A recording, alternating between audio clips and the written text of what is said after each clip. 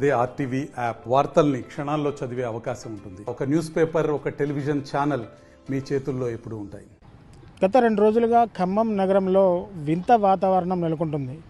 నైరుతి ఋతుపవనాలు రాకతో గత కొన్ని రోజులుగా వర్షాలు పడినప్పటికీ తీరని ఉక్కపోతతో ఖమ్మం ప్రజలు అవస్థలు పడుతున్నారు. నైరుతి ఋతుపవనాలు రాకతో వర్షాలు అక్కడక్కడ కొన్ని ప్రాంతాల్లో వర్షాలు పడినప్పటికీ వర్షాలు పడిన దగ్గర నుంచి కూడా అదే రీతిలో వేసవికాలం మాదిరిగానే ఎండ కాస్తుండడంతో ఇటు ఉష్ణోగ్రతలు పెరుగుతున్నాయి. అలాగే ఉష్ణోగ్రతలతో పాటు ఆ ఉక్కపోతలు కూడా తీవ్రతరం అవుతున్నాయని ప్రజలు ఆందోళన చెందిన పరిస్థితి కనపడతా ఉంది. సో మొత్తంగా ఉష్ణోగ్రతలు కూడా వేసవి కాలంలో 45 నుంచి 48 డిగ్రీల వరకు ఉష్ణోగ్రత నమోదైనప్పటికీ వేసవికాలం ఈ జూన్ నెలతో ముగుస్తుండటంతో ఈ వర్షాకాలం కూడా ప్రారంభమని చెప్పుకోవాలి. నైరుతి ఋతుపవనాలు రాకతో వర్షాకాలం కూడా ప్రారంభమైంది. అక్కడక్కడ ఆ కుండపోత వర్షం కురుస్తున్నప్పటికీ ఇటు ఉక్కపోత అటు కుండపోతగా మారింది ఖమ్మం పరిస్థితి. సో ఉమ్మడి ఖమ్మం జిల్లా వ్యాప్తంగా వర్షాలు సముద్రంగా కురుస్తున్నప్పటికీ తీవ్ర ఉక్కపోతలతో ఖమ్మం ప్రజలు అల్లాడుతున్న పరిస్థితి ఖమ్మం నగరంలో కనపడుతుంది. ఒక్కసారిగా విజువల్స్ చూసుకోవచ్చు. తీవ్ర ఎండల ధాటికి తట్టుకోలేక ప్రజలు చెట్ల నీడల్లో కూర్చొని సేదతీరుతున్న పరిస్థితి ఇక్కడ కనపడుతుంది. సో చెట్ల నీడల కింద కూర్చున్నా కానీ కనీసం గాలిలో తేమ శాతం లేకపోవడంతో తీవ్ర ఉక్కపోతలకి గురవుతున్నా అని చెప్పేసి కూడా ప్రజలు చెప్తున్న పరిస్థితి కనపడుతుంది. సో ఈ తీవ్ర ఉక్కపోతలకు గల ప్రధాన కారణం ఏంటంటే గ్లోబల్ వార్మింగ్ అని చెప్పుకోవాలి.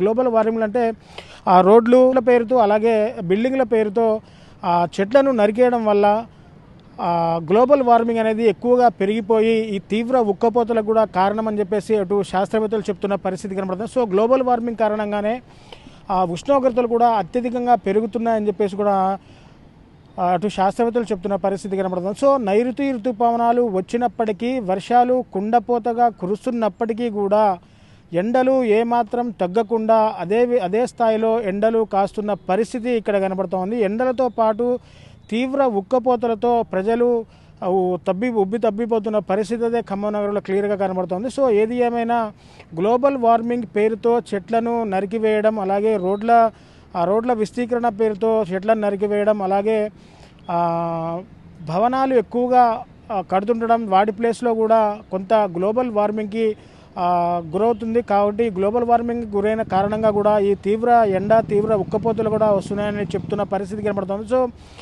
దీంతో కాదు అటు ఓజోన్ పొరకు చిల్లులు పడడం మూలాన కూడా కొంత డైరెక్ట్గా సూర్యరశ్మి భూమి మీద పడడంతో భూతాపం కూడా పెరుగుతుందని చెప్పేసి అటు శాస్త్రవేత్తలు క్లియర్గా చెప్తున్న పరిస్థితి కనబడుతుంది. సో ఏది ఏమైనా వర్షాలు సముద్రంగా పడుతున్నాయి. అటు రైతులు వ్యవసాయ పనుల్లో కూడా పూర్తిగా నిమగ్నమయ్యారు. సో అరాకొర పడిన వర్షాలతో రైతన్నలు ఇప్పటికే విత్తనాలు కూడా నాటుకున్నారు. కొన్ని విత్తనాలు కూడా మొలకెత్తని పరిస్థితి కూడా ఖమ్మం నగరంలో కనబడుతుంది. సో విత్తనాలు మొలకెత్తాలంటే తగిన వర్షాలు అయితే కురవాలి. కానీ అరాకుర కురిసిన వర్షాలతో ఇటు వర్షాకాలమా ఇది వేసవి కాలమా అన్న చందంగా మారింది ఖమ్మం నగర ప్రజల పరిస్థితి. సో ఇది ఏమైనా ఈ గ్లోబల్ వార్మింగ్ కారణంగా చెట్లను పెంచాలి. చెట్లను పెంచడం ద్వారా సమృద్ధిగా ఆక్సిజన్ లెవెల్స్ ఎక్కువగా పెరుగుతాయి.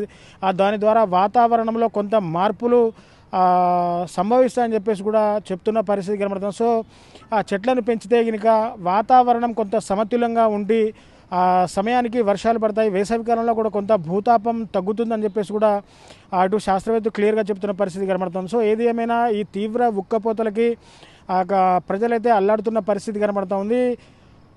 చెట్ల కిందకి చేరుకున్నా కానీ గాలిలో తేమ శాతం 0గా ఉండడంతో తీవ్ర ఉక్కపోతలకి ఖమ్మం ప్రజలు గురవుతున్నారని చెప్పేసి చెప్పుకోవాల్సిన పరిస్థితి కనబడుతుంది. సో ఏదేమైనా మరో కొద్ది రోజుల్లో భారీ నుంచి అతి భారీ వర్షాలు కురిసే అవకాశం ఉందని చెప్పేసి కూడా అటు వాతావరణ శాఖ క్లియర్గా చెప్తున్న నేపథ్యంలో ఈ ఎండలు ఈ ఉక్కపోత ఏంటని చెప్పేసి కూడా ఏమీ అర్థం కాని పరిస్థితిలో ఖమ్మం నగర ప్రజలు ఉంటున్నారు. సో ఇది ఖమ్మం నుంచి weather update. Camera person Nagendra బాబుతో నేను మీ దేవేందర్, RTV ఖమ్మం నుంచి. మరిన్ని వీడియోస్ కోసం ఛానల్ ని సబ్స్క్రైబ్ చేయండి. లేటెస్ట్ అప్డేట్స్ కోసం వాట్సాప్ ఛానల్ ని ఫాలో చేయండి. అండ్ లింక్ డిస్క్రిప్షన్ లో ఉంది.